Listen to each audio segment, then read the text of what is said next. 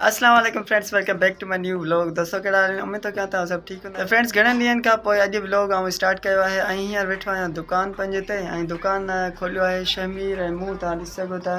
फ़िलहाल एतिरो ई सामान आहे हिते ऐं मूं सोचियो घणनि ॾींहं थी चुका आहिनि, तक़रीबन 2 हफ़्ता पका थी व्लॉग कोन ठाहियो, छो त जा उहा पेपर यूनिवर्सिटी जा उहे पेपर ख़त्म थी चुका आहिनि ऐं हाणे आहिनि जून ऐं जुलाई जो मोकिलूं गर्मियुनि जूं।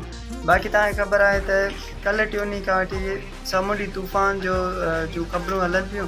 सामुंडी तूफ़ान कराची में जे वेझो अची चुका है। सभिनी के अल्लाह केरु आफ़ियत सां रखे, ख़ुशि रखे ऐं सभिनी खे वॾी ज़िंदगी अता फ़रमाए, त उन्हनि जे सदके असांजे बि आमीन सुमामीन। त फ्रेंड्स ही मुंहिंजो भाउ वेठो आहे शमीर, जंहिंजी छुटियूं थी चुकियूं आहिनि तव्हांखे ख़बर आहे। ऐं हाणे असां दुकानु खोलियो आहे शमीर ऐं मूं जेको आहे सो शमीर मुंहिंजी हेल्प कंदो आहे, केॾी महिल शमीर वेहंदो आहे दुकान ते, केॾी महिल मां वेहंदो आहियां। त फ्रेंड्स मूं सोचियो दुकान ते वेही करे कहिड़ा व्लॉग ठाहींदासीं, 2-3 ॾींहं थी चुका आहिनि छुटियुनि खे, तो इन करे मूं फोर्स कयो त व्लॉग ठाहियूं था। त इंशाल्लाह जेको आहे हाणे व्लॉगिंग स्टार्ट कंदासीं ऐं तव्हांखे इंशाल्लाह सुठियूं जॻहूं ऐं सुठा इंशाल्लाह व्लॉग ॾिसण में ईंदा। ऐं कोशिशि इहा आहे त आईफोन वठिजे, इंशाल्लाह सुठे रिज़ल्ट वारी वीडियोस तव्हांखे ॾिसण में ईंदियूं हाणे इंशाल्लाह।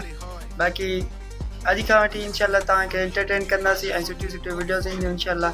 त फ्रेंड्स अॼु जी वीडियो ही एसि ताईं, जेकर तव्हांखे पसंदि आई हुजे त लाइक ज़रूरु कयो, चैनल खे सब्सक्राइब करियो। मिलंदासीं कंहिं ॿी वीडियो सां गॾु, तरह ताईं अल्लाह हाफ़िज़, सदाईं गॾु।